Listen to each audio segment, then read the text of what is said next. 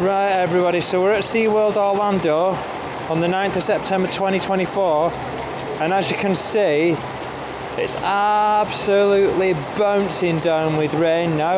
We've just put our ponchos on, but even still, it's we've just stepped inside of a bar and restaurant just while it passes.